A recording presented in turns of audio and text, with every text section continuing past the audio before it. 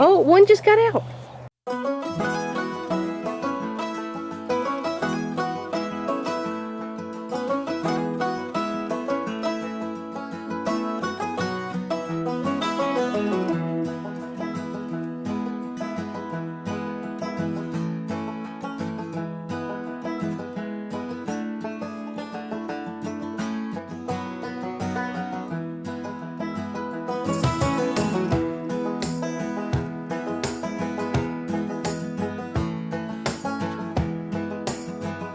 Hey y'all, and welcome back to the homestead. We just got a nice little rain shower, and so the garden is really happy. It looks really luscious and green, and so me and Tyler are headed out there just to kind of check on things. And so I thought I would bring y'all along with us and just kind of give you a little mini garden tour and just show you everything we're growing this year. Thank you, handsome. All right, so as we first walk in, let me back up a little bit. We have this arched trellis here, and on this we have growing, what are these called again? Loofahs. I don't know why I keep forgetting that word. We lost a corn. Oh, we lost a corn. Bummer.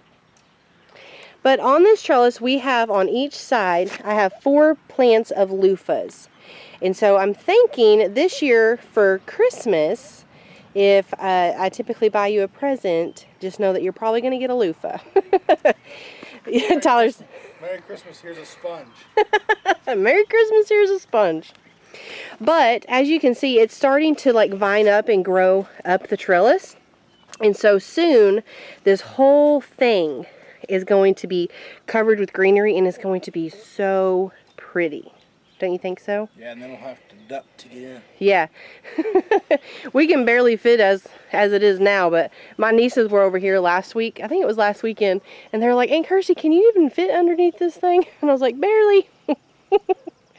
All right, so we'll start here. So as we first walked in, we have 2 rows of corn. Now, in the mix of these, we have like a yellow sweet corn and a white corn, right? Yeah, and they're not doing real great. Well, this is our first year with this garden, and so I'm taking this as like a big learning year where like we're planting things, we're seeing what's working, what's not, what are some different things that we can improve on next year.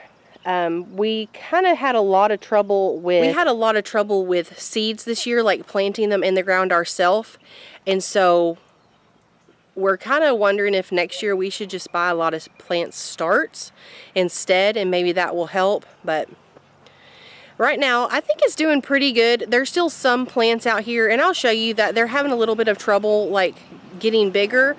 And I saw one video this morning on YouTube that they were talking about that, and so I'm going to try it, and I'll tell y'all about that when we get over there to those particular plants. So like I said, we have 2 rows of corn right here, and then we have 1 row of okra. We are pretty excited for okra, and it's really funny. These okra plants came up really quickly. Now all of these were planted, I think we planted all these at the same time, and we do still have some bare spots like right there that kind of got eaten or something, but we have all these okra here, and they kind of, when they first came up, what? Oh. When they first came up, they came up really quickly, and we were super excited, but then they just kind of got stunted, and we're like, man, what is going on? I did put some bone meal in the garden this year, so I'm kind of hoping that will help a lot of them, and it has helped some of them, so I'm pretty excited for that. But so we have all this okra. We're gonna have lots of fried okra in our future. And then on the back fence all the way across, we have sunflowers. Now as you can see, some are bigger than others. The biggest one is down there, right there. And something about these sunflowers, when we first planted these, like I said, we had some trouble, and the first few came up, but then most of them didn't. We had like maybe 3 or 4 actually come up, and so we replanted with some more sunflowers that are called skyscraper sunflowers. And y'all, these sunflowers, the skyscraper sunflowers, they're actually going to get to be about 12 foot tall. So I can just imagine back here all of this, it's just going to be beautiful and magical. So I'm pretty excited. Now with these rows, these first 2 rows, this plant's looking kind of sad, and I'm a little sad about it, but this is a tomato row and then another tomato row. So if you go down this aisle right here, you're going to have tomatoes on both sides. We got a lot of Brandywine tomatoes, and one reason we actually got a bunch of Brandywine tomatoes is because when we were at Atwood's, the country home farm store, they had a lot of tomato plant starts, which most of these came from there. And there was an older gentleman, and he was getting a ton of Brandywine tomatoes. And so Tyler and I were thinking, you know, the older people that have been doing this for a really long time, especially in our area, they probably know what they're doing. They know what grows well in this area. So that's why we got a lot of Brandywines. This tomato plant right here, it looks kind of sad. Like I have a lot of dead leaves here. I need to come out here and probably cut those off. This is actually more of it's going to be like the size of a cherry tomato. It's called a sun sugar tomato. And if you see right here, we have one that is pretty much ripe, but it looks like something may have gotten into that one. So, bummer. We'll give that one to the chickens. Something I learned this morning was they were talking about when you have a plant like this that is really small and is having a hard time growing bigger, if it has fruit, like this plant right here doesn't have any fruit, but it does have flowers. Now this one over here, it actually has 2 fruit. I think it's 2. Yeah, we have 1 and 2. They said what to do is go ahead and pick off the fruit that is on the plant along with the flowers. That way the plant can put the majority of its effort into growing the plant instead of trying to grow the fruit. And then that will, in the long run, actually give you more fruit because the plant is able to grow bigger. But all of these, most of all these up here, they were planted first and they're doing really, really good. And we're getting a lot of fruit. Like we already have some tomatoes here. These are actually called Arkansas Travelers. I've never grown these, but like we have another one here. I've never grown an Arkansas Traveler before, but you know, since we live in Arkansas, I just thought that would be kind of fun to have an Arkansas tomato. As we come up to the end of our tomato row, along this up here is the front fence. So like we just came in right here, and then along this fence we have hot peppers and flowers. And I'm telling y'all, we were out here the other day weeding, and I was looking at these plants, and like most of these are going to be jalapenos, but they have a ton of peppers. I'm so excited. I'll show y'all more as we kind of go down the row, but like this whole row here is nothing but hot peppers and zinnia flowers. And as you can see, I think today is the first day, but we actually have some that are starting to open. Isn't that beautiful? A lot of my zinnia flowers are getting close to wanting to open. Like this one right here, you can see it's wanting to, but it's just not ready yet. So after the 2 rows of tomatoes, we have 2 rows of just sweet peppers, bell peppers, and we did get different kinds, some that I've never had before. This one right here, let's see what it says. It's a Carmen red sweet pepper, and then off this plant right here is a sweet banana pepper. I actually already got 1 pepper off of this, and there's no more growing, but I did go ahead and get one off. I think it was 2 days ago, and it was really good. There was 1 bell pepper that was growing down here. I wanted to show y'all. I think I may have had 1 or 2. I can't remember. Let's see if there was one here on this plant. No, not that one.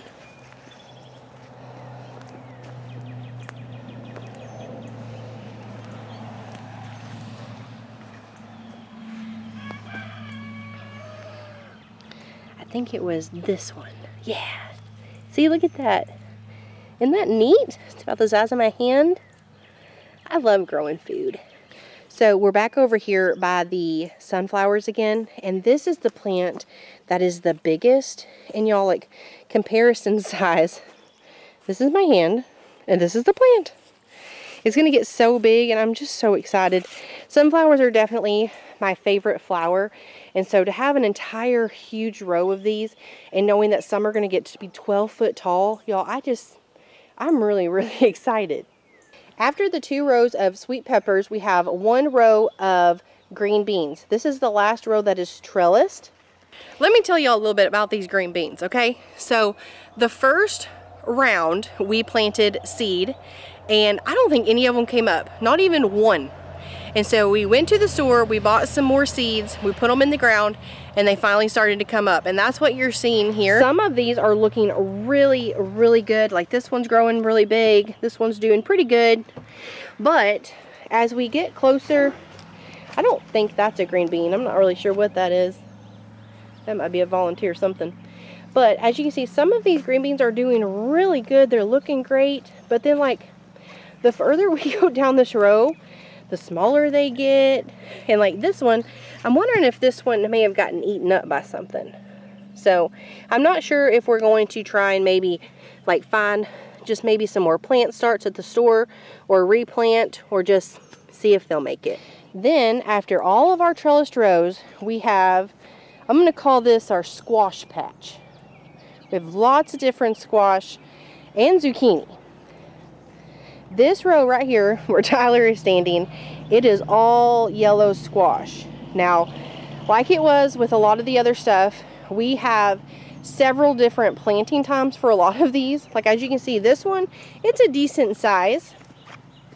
And then we have this one right here, it's pretty small.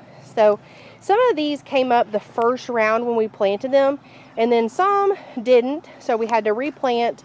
So some are significantly bigger. This is the best one that we have, and we actually already have some squash growing. I think we have like 3 or 4 already growing, so that's really encouraging. The middle row was supposed to be zucchini, which I think one of these at the front of it, I think one of those may be zucchini, because one of those plants did come up when we first planted. So I think we have 1 zucchini, and then the rest of these are going to be squash. And then this back row, this right here is a butternut squash. There's another one up there. Yeah, we have 2 butternut squashes that came up in this back row. I think I planted 4 plants, but I sound like a broken record, but some of them didn't come up.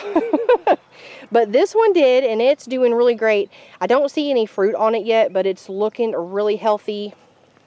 And then these are yellow squash, that one and this one. And then this one is also a butternut squash. And the reason we can tell is just because it has the same leaves as the other one. And then over here by the chicken coop, we have this big volunteer tomato plant. There's another one right there. And then we have more back here. It's so crazy. Oh, and there's one underneath here. They're everywhere, y'all, I'm telling you. So hopefully this plant right here will actually produce something. It has lots of flowers on it, but I'm not going to tend to it very much just because it is a volunteer, and we're just going to kind of see how well it does. But since we're over here by the chicken coop, thought y'all might want to see the little birdies. Oh, one just got out. Hello. They're not as scared of us anymore. Hi. Hi. The ones with the blue legs are Americanas, and they lay blue eggs. Yeah. I think we got 14 or 15 Americanas. So once they start laying again, once they start to lay, we'll have blue eggs too. So much back in.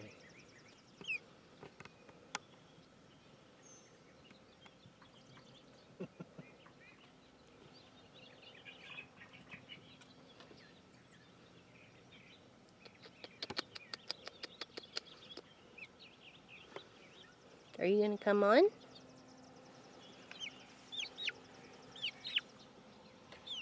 don't want to scare her, but If anything, we need to scare it that way. yeah.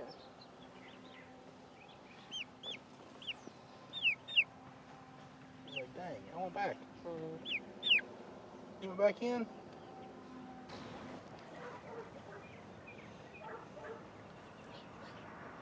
Say hello.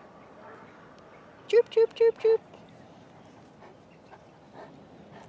So along this side and the front of the garden, we have hot peppers and flowers, and they're mostly zucchinis and jalapenos. I think I might have like one cayenne pepper, and we have some poblanos too. So that's going to be fun. Some of our flowers are not as big as the other ones, but they're still doing really good, and they look really healthy. See this one, it's a little bit bigger, but it's not as big as the ones in the front. Let me see if I can find some more of those jalapenos I was going to show y'all. Okay, so this one has quite a few. They're looking really good, really healthy. And then we had some right here. And then I have some bigger ones right here. I'm thinking with these, maybe just a day or two, and I might be able to get those and use them in some dinner. So before I wrap up this little garden tour, I wanted to show y'all another flower that bloomed. I came out here yesterday and none of these flowers had opened. And so it's kind of like its little birthday.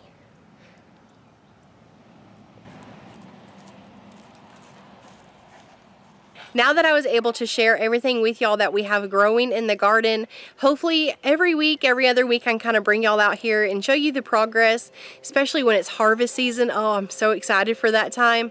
But we're about to head on in, have some supper, and I'm going to bring y'all with me. We are making a ranch salsa chicken enchiladas. So I need to get started cooking my chicken. The way I like to do it is I just like to take my chicken breast and cut it up into teeny tiny little pieces. Now, that's just because Tyler and I are not big fans of like boiled shredded chicken, but the recipe I'm following, they cooked theirs in the crock pot for like 3 or 4 hours and then shredded it up. You could probably also use a rotisserie chicken if you like that. I love rotisserie chicken, and so does Tyler, but we just didn't have any of that on hand, so I'm just going to keep cutting up. It said about 3 to 4 medium-sized chicken breasts. Alright, so I got 4 chicken breasts cut up in here. Now to this, we need to add in 1 packet of taco seasoning. And I'm just using the Great Value Original Taco Seasoning.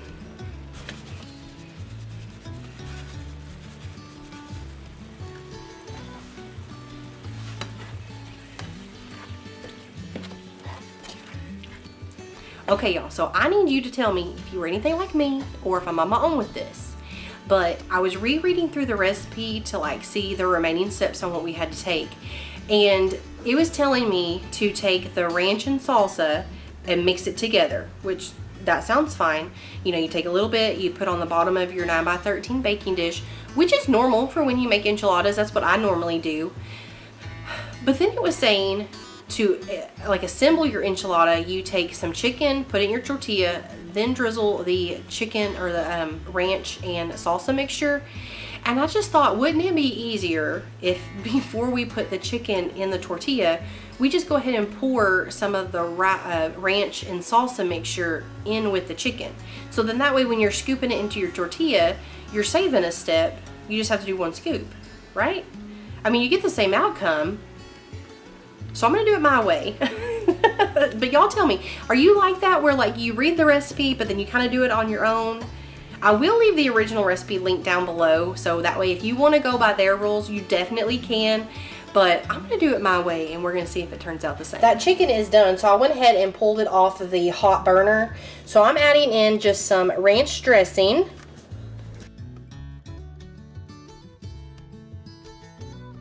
And I found some of this On the Border salsa. I think that's going to taste really good, so I'm going to add in some of that too.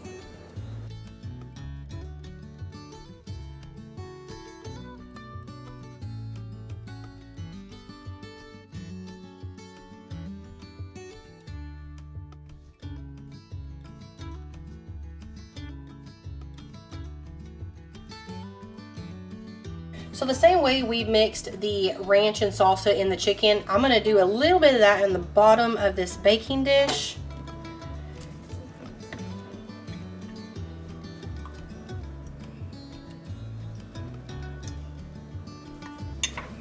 And I'll just take my little silicone brush and just kind of mix it and spread it around. And I think that'll be just fine. Plus, it's saving us a dish from having to mix all this in a bowl, right? I'm all about saving dishes. How about you?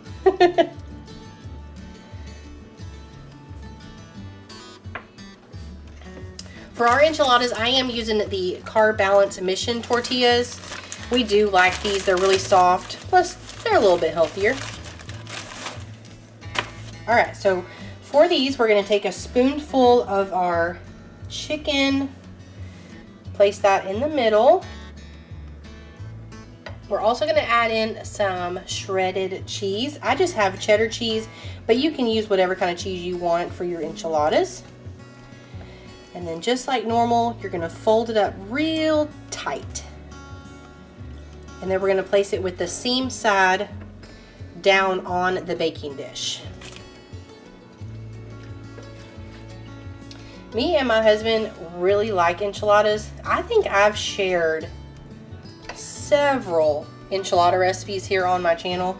I don't know if I have a specific playlist of just enchiladas, but I will try and find some other enchilada recipes that I have, and I'll try and link them down below for you. So if you want some more enchilada inspiration, you can get some. And I always make a mess when I do these, every time.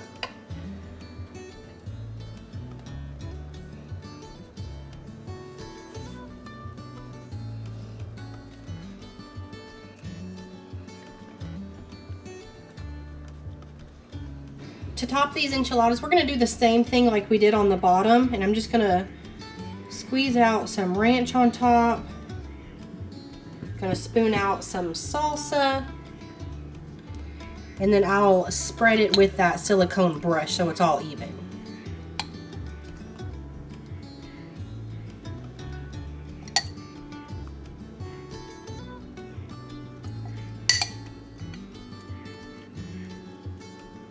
And then, of course, add more cheese. You know, one cheese that I think would actually be really good on this would be like a pepper jack, because it would add a little bit of heat. Ooh, or you could add in like a spicy salsa. Ooh, that would actually be really good. I should have thought about that. Okie dokie. So now that we have this all assembled, we can put it in a 350-degree oven, and the recipe says to bake it for about 25 to 30 minutes. You're mainly just waiting for the cheese on top to get nice and melty.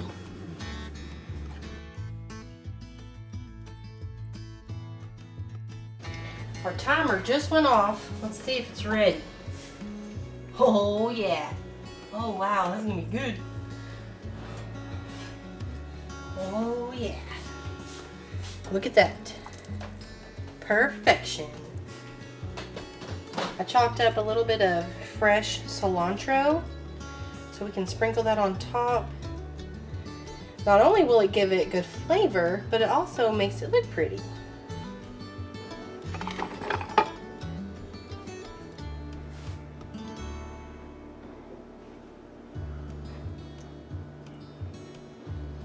I really should wait for this cheese to harden up, but I don't want to. We're hungry. Oh man. Alright, well, y'all, this is going to be so good. I already know. I don't even have to taste it and I know this is going to be good.